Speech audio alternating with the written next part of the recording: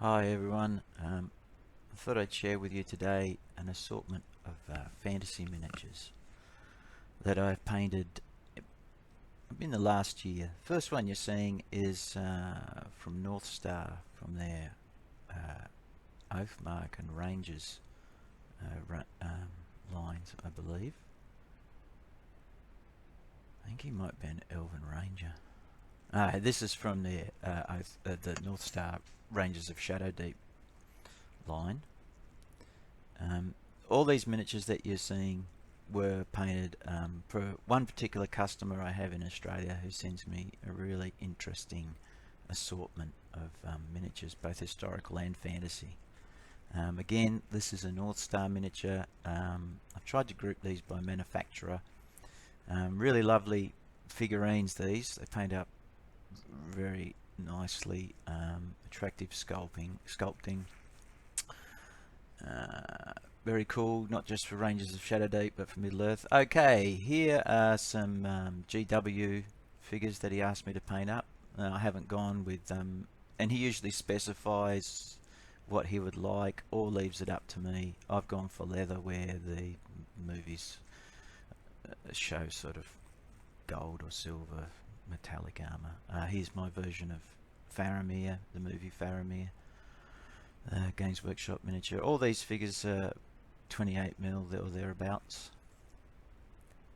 So this is just my interpretation, unless the customer specified particular colours for me to use. Sorry if some of the pictures aren't as high resolution as others.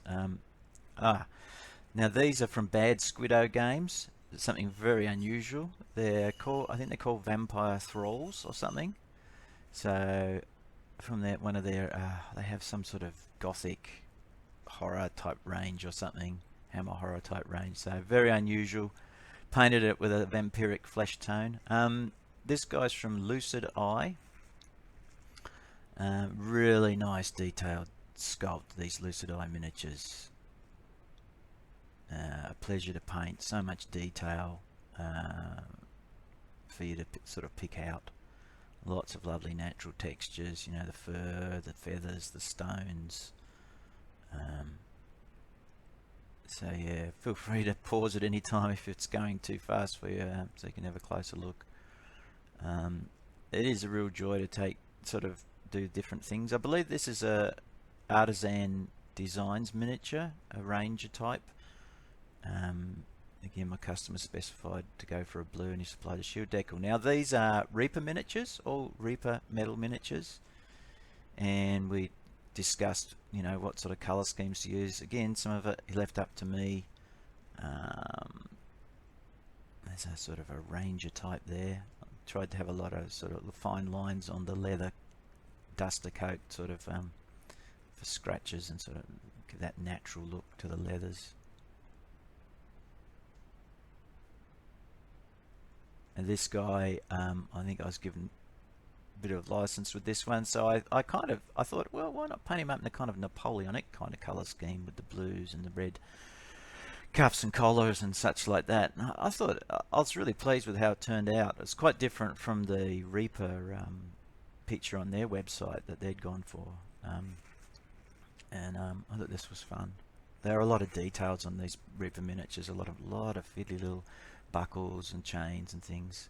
This one I basically I was asked to copy pretty much the scheme of one of the paint jobs on the Reaper website, so I did my best to do that. Again, lots of super fine detail in these miniatures. You have to really go carefully and make sure you didn't miss things. Now these are from Westphalia Miniatures. These are resin, and they're kind of like a medieval take on the Mandalorian, on Mando, Din Djarin, and Cara Dune.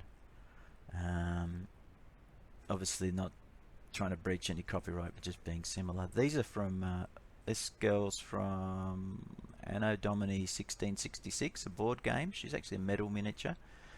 And this lady is from the same company, Wargamers Studio. They did a Kickstarter of different sort of ladies from different eras. That's a freehand shield design that I painted, and it's quite a beautiful sculpt. I painted up really nicely.